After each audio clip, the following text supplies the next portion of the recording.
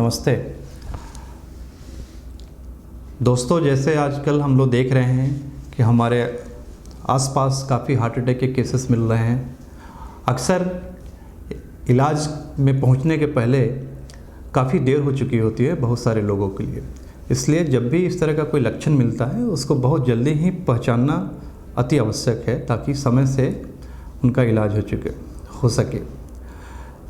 सबसे बड़ी बात है कि अगर कोई हार्ट अटैक होता है तो अर्लीस्ट उसको पहचानना, क्योंकि हमारे साइंस के तरफ से, कार्डियोलॉजी साइंस के तरफ से ऐसा देखा गया है कि अगर 90 मिनट्स के अंदर आप अगर पेशेंट को अटैक पड़ने के अंदर अगर आप पेशेंट को कैथ लैब में ले लेते हैं, उनका वेस्कुलाइजेशन कर देते हैं and not let by 120 minutes, तो हमें बेस्ट रिजल्ट की प्राप्ति होती है। इट मीन्स कि हम लोग हार्ट का जो कॉन्फ़िगरेशन होता है और हार्ट की जो पंपिंग कैपेसिटी होती है उसको काफ़ी हद तक रिस्टोर करने में सक्सेसफुल हो जाते हैं। तो इसलिए अगर किसी को सीने में काफ़ी दर्द हो, घबराहट हो, पसीना छूटने लगे, छाती काफ़ी भारी होने लगे कि कोई जोर से दबा रहा है, ऐसा कुछ फीलिंग होने लगे चेस्ट में, और एक कम से कम 20 मिनट से आधे घंटे तक परसिस्ट करता है, तो कहीं ना कहीं ये हार्ट अटैक का ही लक्षण है। और इनको अर्लीस्ट इसको पिक करना है, इग्नोर नहीं करना है। अपने नियरेस्ट फैसिलिटी में आप जल्दी से जल्दी पहुंच जाइए, वहाँ एक ECG करा लीजिए, और ताकि हम लोग उससे क्लियर हो पाएँ कि ये किस तरह का प्रॉब्लम हो रहा है।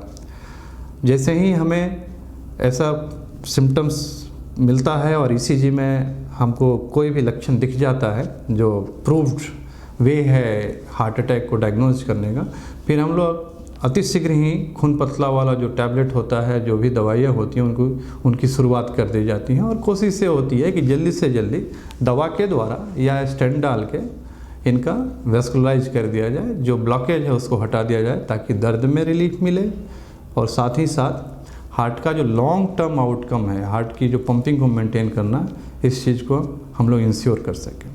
तो timely treatment is the main thing to give best result in heart attack patient.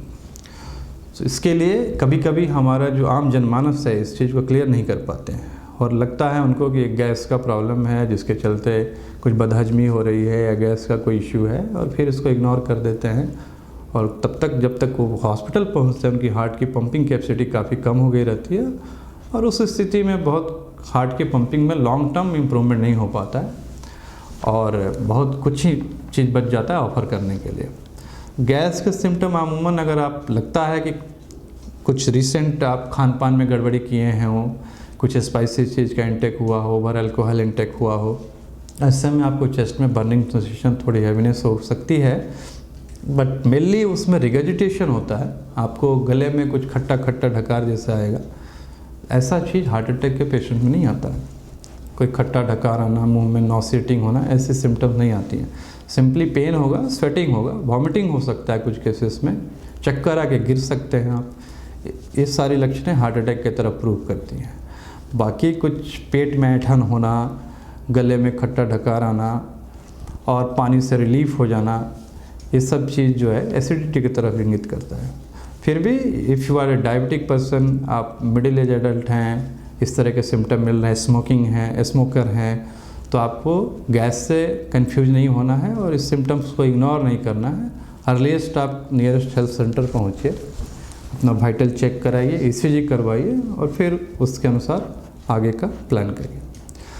तो एक थोड़ी सी निगरानी से हम लोग बहुत सारे हार्ट को बचा सकते हैं, बहुत सारी ज़िंदगियाँ बचा सकते हैं।